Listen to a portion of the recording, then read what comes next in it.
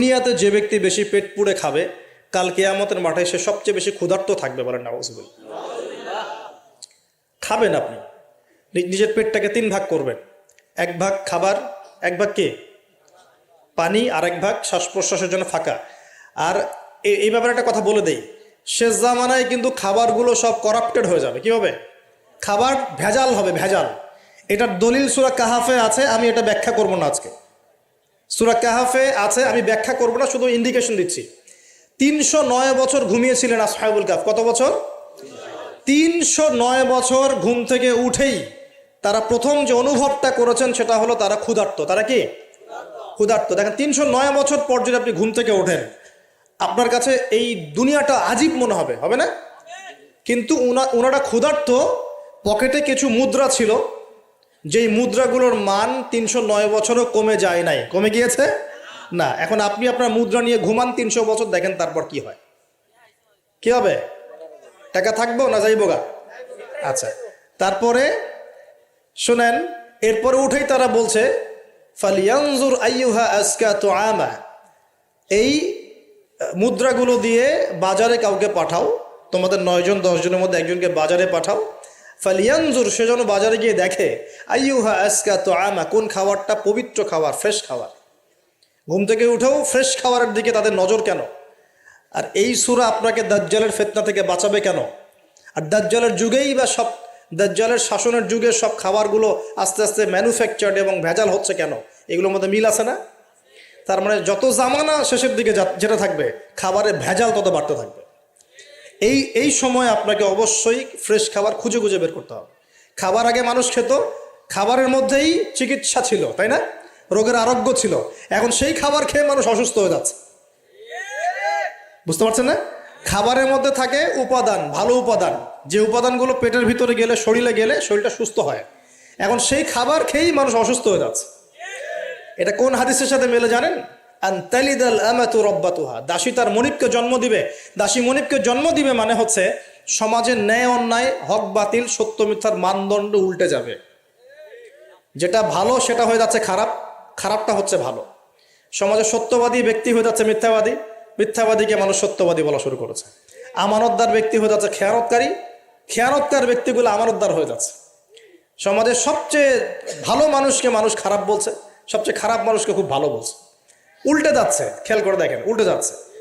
বাবা এখন বাবার হাতে ছেলে মায়ের খাচ্ছে, ছেলের হাতে মা মায়ের খাচ্ছে। এরকম হচ্ছে না? যাকে একটা দায়িত্ব দিয়ে রাখবেন যে বাবা তোমার উপর আমি বিশ্বাস করলাম, দায়িত্ব দিলাম, সে আপনার বিশ্বাস ভঙ্গ করে রেখে দিচ্ছে। এই হচ্ছে না? বিশ্বাস উঠে যাচ্ছে, প্রতারণা বাড়ছে। মানে কি?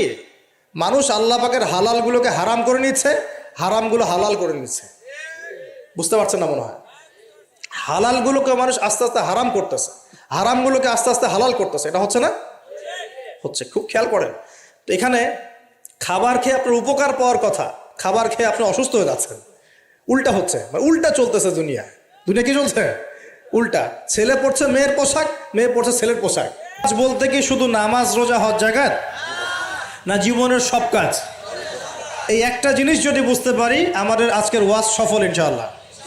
আমরা আমাদের জীবনের প্রতিটা কাজ আমাদের প্রিয় নবী মুহাম্মদুর রাসূলুল্লাহ সাল্লাল্লাহু আলাইহি ওয়াসাল্লামের তরিকা মতো করবো ইনশাআল্লাহ। রাজি আছেন ইনশাআল্লাহ?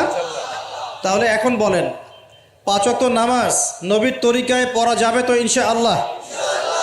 নবীর তরিকায় নামাজ মানে ধীর স্থিরভাবে নামাজ। আমি এই তর্কে যাব না, হাত বাঁধবেন কোথায়, ঠিক আছে?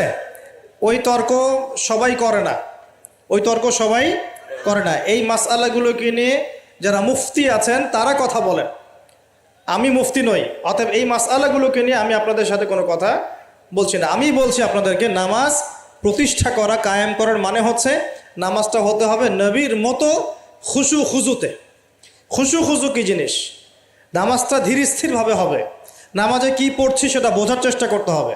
নামাজে কি বলছি আল্লাহর সাথে সেটা বোঝার চেষ্টা করতে হবে। নামাজে রুকুর অর্থ কি, তাসবিহ কি, সেজদায় আমি কি পড়ি, 2 সেজদার মাঝখানের দোয়ার অর্থ কি, তাশাহুদ দরুদ দোয়া মাসুরের অর্থ কি, নামাজের সেজদায় আমি বেশি বেশি দোয়া করতে পারছি কিনা, নামাজ পড়েও আমি গোনা থেকে বেঁচে থাকতে পারছি কিনা, এই বিষয়গুলো বেশি ইম্পর্টেন্ট। আমি কি বোঝাতে পারছি? নামাজ ধীর স্থিরভাবে রিল্যাক্সে, তাড়াহুড়ো নাই, বুঝে বুঝে পড়ার চেষ্টা করবেন। আল্লাহ পাক তৌফিক দান করুন। যারা নামাজ ধরি ছেড়ে দেই তাদের জন্য একটা হাদিস। নবী সাল্লাল্লাহু আলাইহি ওয়াসাল্লাম বলেছেন, মান তারাকা সালাতান মুতাআম্মিদান ফাকাদ কাফার। মনে রাখবেন, নবীজি বলেছেন, কেউ যদি তার উপরে অর্পিত ফরজ নামাজ ছেড়ে দেয়, নামাজ পড়াকে জরুরি মনে করে না, ফাকাদ কাফারা, সে ব্যক্তি কুফরি করলো। বলে নাউজুবিল্লাহ। নামাজ কি ছাড়বো ভাই? ইনশাআল্লাহ।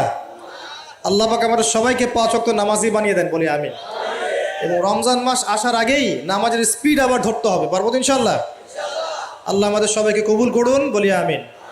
এবং রমজান মাসে সুস্থতার সাথে রোজা রাখার তৌফিক দান করুন। রমজানের শব্দটা যখন এসেই গেল, তখন আর দুটা কথা বলি। রমজান মাসের সবচেয়ে বড় বৈশিষ্ট্য হচ্ছে এই মাসে আল্লাহ পাক কোরআন নাজিল করেছেন। কি করেছেন? এখন সারা বিশ্ব জুড়ে একটা ইস্যু চলছে না, কোরআন ইস্যু, কোরআন পুড়িয়ে দেয় ইস্যু, মনে আছে?